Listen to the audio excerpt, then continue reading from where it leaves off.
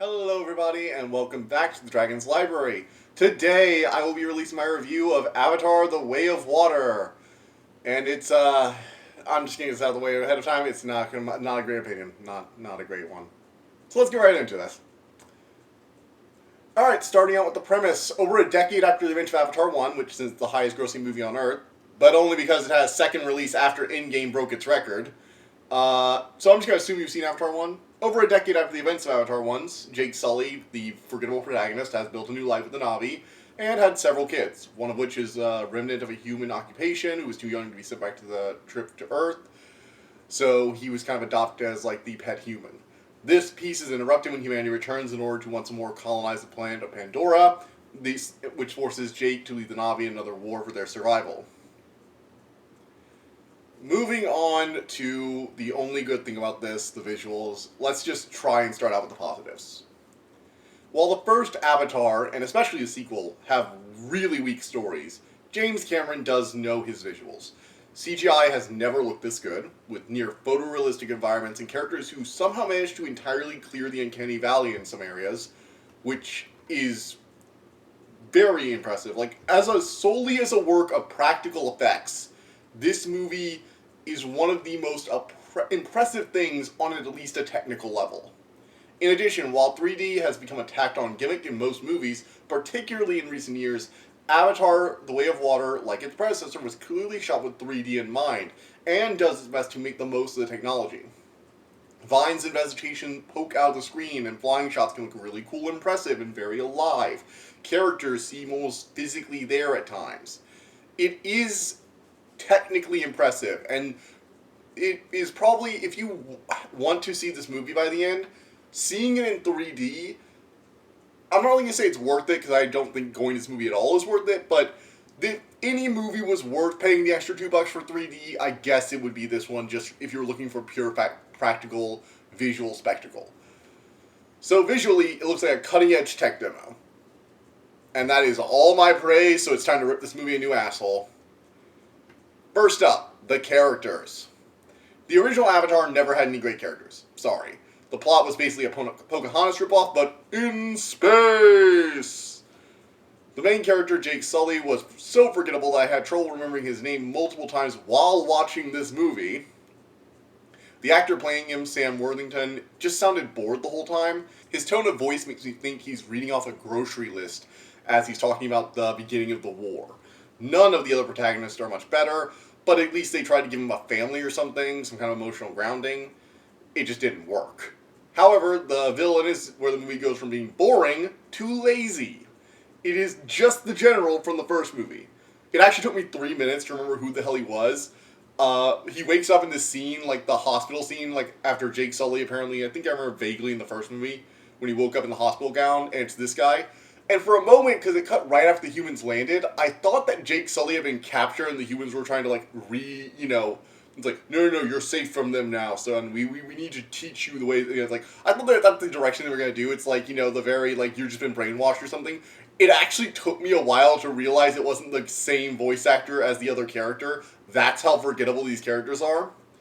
Anyway, apparently the general guy made a backup of his memories and DNA before the final battle, and so he got a copy uploaded into a Na'vi body. No, I'm not joking. That's really all this movie has to offer. A backup USB copy of the previous villain. So, look, there's not much more to say about this movie as a thing, and I just need to get on to the poor story and James Cameron as a director and writer at this point. And really, the heart of the issue is that James Cameron, who wrote, produced, directed, and helped edit this mess, is a master of special effects. But he has not written a good movie in over 2 decades. Or at least helped write a good movie in over 2 decades. I'd say the last time he did that was T2, because I don't particularly like Titanic, but I'll give Titanic to people who care about that. This really does seem to be on his head as a director and a show producer. Cameron clearly wanted to show off his visual effects work, which is excellent, maybe the best in the world. But underneath that shiny tinfoil is a rotting corpse of a film. And it is not a small film either. This stupid thing is 3 hours long. 3 hours! Why? What right does this poorly edited, glorified screensaver have to eat up 3 hours of my life. I was watching this in a theater on Friday, and about 30 minutes in, I was already struggling not to fall asleep. So I checked my watch, and I saw that I had 2.5 hours left to go. And I just groaned. Now, I need to feel some context in the because you hear a lot of movie reviewers say stuff like this. See, I'm not hard to please when it comes to entertainment. Now, I can really, really appreciate some really good stuff. I can watch some really bad things and still have a good time.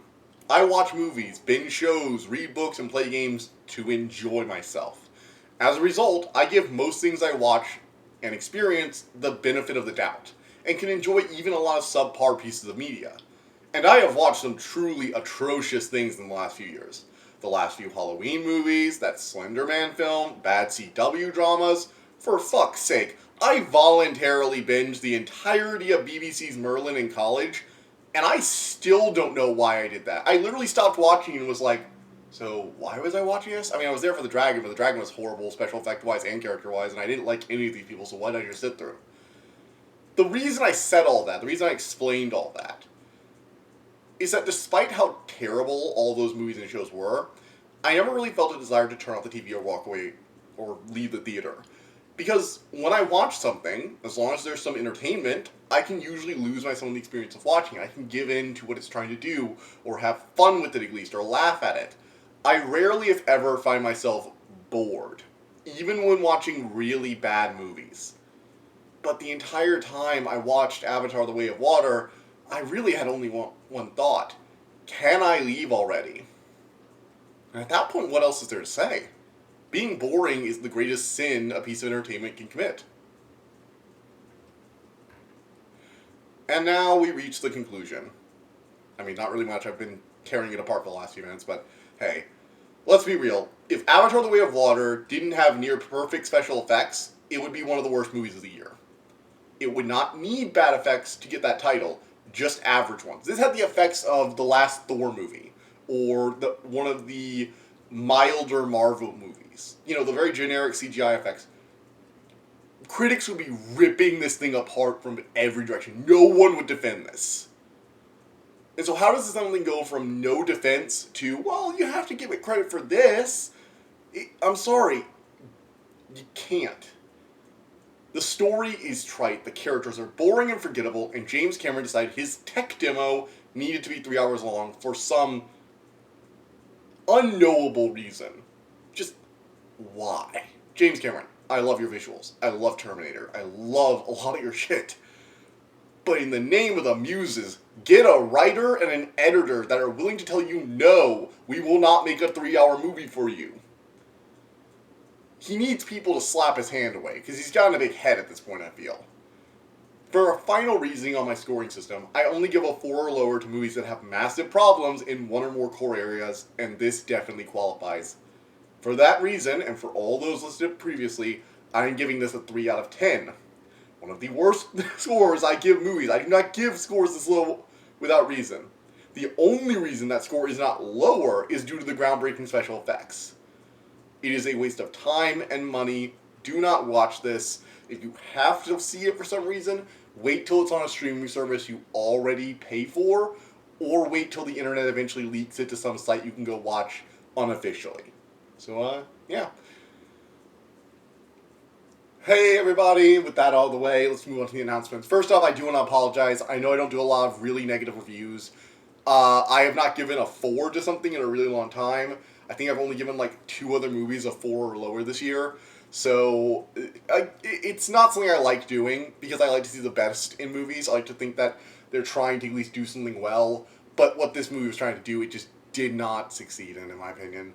They were not able to tell an interesting story, and they were really trying, I could tell at some points, but they just did not put the effort in, or just so many reasons it fails. I do want to apologize for the lack of upload sleep recently. I've been slowing down, getting maybe like one thing out a week. It's just the holidays, and I've been really busy. I've also been trying to get the writing and going over all my old reviews, because I'm going to be releasing 4 smaller episodes of the Dragon's Library in the first week or 2 of January. Still haven't got an exact date set up. Basically, I'm going to be having my best books, best movies, best shows, and best games of the year.